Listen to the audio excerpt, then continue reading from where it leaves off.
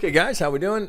Here we are. It's Thursday, the 13th of May, and for the polling this morning, you guys wanted to have me show you what FX pair that I'm watching or trading or tracking. This is something I've been watching for a while, so let me give you some insight into why. So I'm looking at the euro to the New Zealand dollar, a daily chart. So you can see we had this, what was that, 09 through early 2015. About a 6-year trend, where the euro was weaker than the New Zealand dollar. So we have this long trend here, and now potentially we're either correcting that or we have a trend change. So this is when things start to change. We come down, and now after this 6-year trend, we get a higher low.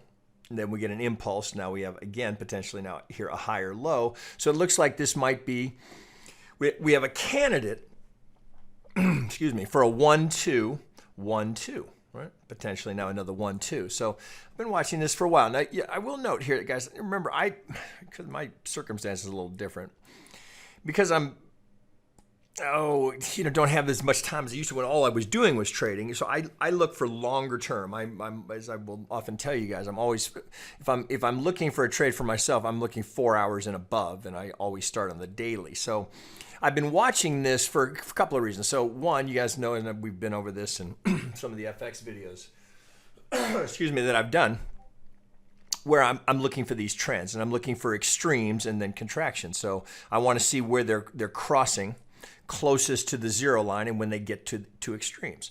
So we can see here, this is on a 4 hour, right? So this is the 8-pair strength indicator, which I've talked about in several webinars and some training that we've done. So here's the New Zealand dollar here in light blue. Here's the euro coming down. So you can see here, let's see, I'm not sure if I can put can I put a line on that? Maybe I can. Let me get here. So can I do that? Right? Maybe I can't. Euro, yeah. Okay, so here's the extreme, right? So what we're looking for here is extremes, right? So you can see often, right? So we get to these extremes. So here was the Canadian to the Aussie, also at an extreme, but this is the one I've been tracking here. So here's the euro coming down now, the New Zealand dollar coming up. They get to an extreme. Now the last time they crossed was right here. All right, can we show that? So here's the last cross. Well, I can't quite, right, because it's a 4 hour bar. So this is when they cross, right? So we go from crossing to the extreme, polar opposite. Now they're coming back together. So what I'm looking for is this to come back down to zero and then continue on. All right, so euro to stay stronger than the New Zealand. So right now, as they come back together, that's potentially creating the trade opportunity. Now they're not quite there yet, so that's why I'm looking. So I'm here, I'm looking at this. I see that extreme. Now I got New Zealand coming higher, euro coming down. So I go to the chart and look at it and say, okay, well, where are we in an Elliott count? Well, remember, we're potentially now in the process of a trend change, depending on your degree here that you're talking about here. So I'm on a daily, or we are correcting that very long 6-year trend that we were just looking at. So from the pivot high here, well, you can see, so here's the 50, here's the 618. So there's lots of room for a trend change here to come up and challenge some of that resistance. So potentially, now there's a long way to go, but if we get up to this level, that may just complete that correction. Perhaps that trend continues. And I'm not trying to predict what's going to be happening, in 2022. I'm just trying to see, is there an opportunity here that's consistent with these extremes, and then looking for the euro dollar to stay stronger than the New Zealand, correcting that 6-year trend, right? Okay, so there's a candidate. Now it's deep for a 2, no question about it. So we get an impulse, we get this big rip, which is the first indication perhaps we've got a trend change. We correct it, we stay internal, ABC, clear 5 coming down in the C, and then I get a clear impulse off of the low. So I've got a candidate for a 1-2, 1-2. Now let's go 8 hour here. So getting into that, let's do that. Okay, I guess we can take this off for the time being. Okay, so from the low, let me tighten up here since I just changed time frames. Right on there. Okay, so from the low, 1, 2, 3, 4, right, hard to miss that, right? straight impulse. Now coming down looks like I put in a double bottom here. So you can kind of, you might do it a couple of different ways. You say we see all of this structure right here. All right, so look at the low volume node. Right? And you can understand why, right? So we don't have market acceptance there. So it comes down, rejects, moves down. So we've tested this level. So is it a function of this structure here, this pivot, low volume? We've come down, so we've hit the 50. So I'll take that off, having made that point. So no, we front run. So it's a double bottom, but we're a front run on the 50. Not uncommon in FX. The subdivision, because of the double bottom here, you have to be a little bit cautious about the potential. I don't want this for us to be doing something along these lines here. We're going to come up and we could go deeper if we're correcting here, because remember, if this is the 1, we have a candidate here for the 2. But until we get another retrace here, potentially retrace and then push higher, that's when you can confirm the double bottom down here. So from my pivot here, right, clear impulse, I got an easy to spot 5 coming down. So let me go. Let's go 4 hour here. So it was hard to miss that, right? Again, so 1, 2, 3, 4, 5, clear as a bell. I've got an impulse coming down.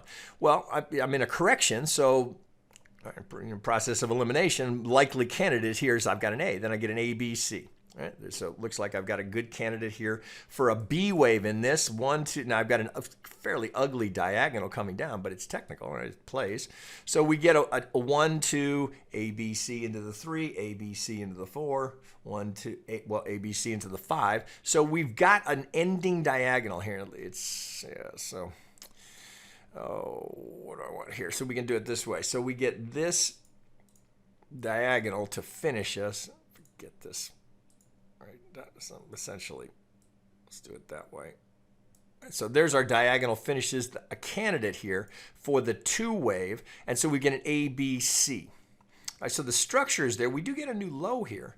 But again, it's essentially, we're talking about a double bottom. Now ripping off this, now it's gotten a little choppy in here, a little trickier. So I'm going to go down now to the hourly.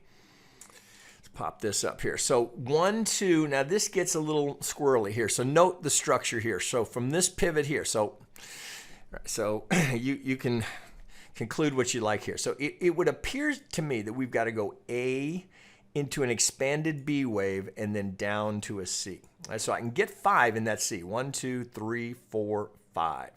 But this, now you can look at it and say, are you force fitting here? So otherwise, so if you put the 3 here, well, so that does a couple of things. One, I've just got a straight 5 down. So it doesn't look like that would fit as my correction, as my 4. So process of elimination, since I can see the 1, 2, 3, and I've come, now this structure is to the tick, right? So it makes me think, okay, likely this is my 3 expanded B wave to give me a 3 wave correction. So now I'm looking for something technical from the 2 through the pivot of the proposed 3. Well, here's my 50, second target, right? It blows right through first target. So it's, it's not ideal, but look at the rip that comes off of that. So I'm inclined to leave this as it is here, right? So I don't go into a diagonal, right? Now, right, so I mean, it's a judgment call. So I'm inclined, given what's taken off here, I'm inclined to stay with this as the 1 here. So I've got to do it actually twice. So note what I've had to do. So I've got to go A, B, C, and then yet again I've got to go A, expanded B into the C to avoid the diagonal. Now, all right, it's a little dicey here. So the 1, 2, 3, 4, 5, then you got to get an A, B, C in there. I know. It's a little bit of a, it's a process of convenience here, but I can't do it this way. This is not there. So I've got to go A, B, C. So coming back out of that. All right, so if this count starts to break down, that section where we've accommodated the market, you could say, will likely be the downfall of this trade. If this count starts to break down, I'd come back here and reevaluate. But right now, I don't think I need to, at least just yet. So coming from the 4, I get a nice 1, 2, 3. Now, is the 4 done? Doesn't quite look like it would be. So let's zoom in here a little bit more. So we can wick off the 1 at this point. We've got a good candidate here for for an impulse. So let's take length of the 1 projected from the 2. Get that right on there. Length of the 1 projected from the 2. So we get, we blow right through. We get the 272. All right, so pretty strong market. Nothing. We're not to the perfect level here, but I wouldn't change the count because I didn't get a 1618 or a 2618. Now I'm watching that retracement. So from the 2 to the 3, well, here's the 38. It looks like I've just got the A in. So maybe there's a little push down here. So I've got some structure to pay attention to. So this obviously came into play. Maybe some of this, right? I might do it this way, just kind of all of these wicks that come across here. So if we're gonna get a new low here, this 4 looks like a reasonable location to be anticipated. If there's gonna be one more little push down, all right, then for confirmation, we'd be looking for this to push up. So there's your algo target, right, splitting the golden zone. All right, so candidate for the 5 up here of the 5. All right, so now putting that all together, pull it back out. What do we have? 1, 2. So this would be 1, 2, 3, 4 extension in the 5. Now, if it keeps going, so what I'm anticipating is we're going to hit this resistance up here. So I'm kind of working on the assumption that that's going to be hard to get through. So let me let's see. Let's go back to the 2-hour here, so you can see where that's coming from. All right. So here's that last pivot down to my low. I'm anticipating that there's going to be some resistance there. So if this is going to complete, and I've got the candidate here. So this for the 2. So let me show you the degree. All right. So here's the 2 of this degree here. All right. So from the move off the low, the 1, the A, the B, the C, essentially the double bottom here at the 50. Now coming off of this, now this could require some relabeling, right? It could be that if this is going to keep going, if this keeps going, well then maybe the 3 ends up here. This becomes the 4, right? If this is gonna keep kicking, right? And then we'd push back to the next pivot for resistance. So right now, not quite ready to do that because of this, because you see how that structure holds right here. So I'm inclined to think that the 4 is either here or it's still coming. Is this the 4? It's kind of a, this is a candidate for the 4 here. 1, 2. I think that was, if I measure here, 1 through the 2, get it right on there. Okay, so here's the 1618. Misses it by a tick, but close enough that I'm inclined to put the 3 there to start. Now, if this changes here, and I may need to put the 3 up here, or even here, it could go a couple of different places, but I'll start with it in the high probability zone. A, B, C down for the 4. We don't overlap the 1. Now, it looks like I've got an extension in the 5. If this is going to hold, is 3, 4. 1, 2, 3, 4. If I get that 5, well, what am I looking for there? Then I'm looking for the retracement. Now, note what we've got here. So we're kind of in a fib zone, bit of a fib fight. So here, we're just stuck in this range right here. So coming off the low, it looks like I can complete an impulse, or I'm in the process of completing an impulse. So that's a long-winded way to get to, well, where's the trade? Well, obviously, I'm looking for the next retrace to get on board. So if this completes here and we start to come down, so just for the sake of discussion, right? Let me move that.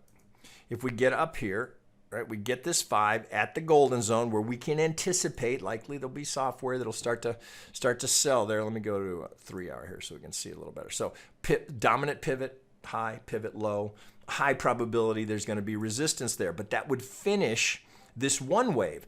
So I'd have a candidate here from the low of my 1, potentially then the 2, 3, 4, and 5, and the trend, we continue on correcting that 6-year trend.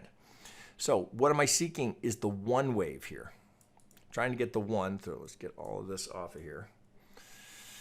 Oh, A, B, C. Here's the 2. So I'm trying to get into the 1, 2. So let's get this off here. So if that completes, right, we know that there's likely to be resistance there from the low. All right, so we'll just use the pivot. So here's the trade that I'm looking for right here.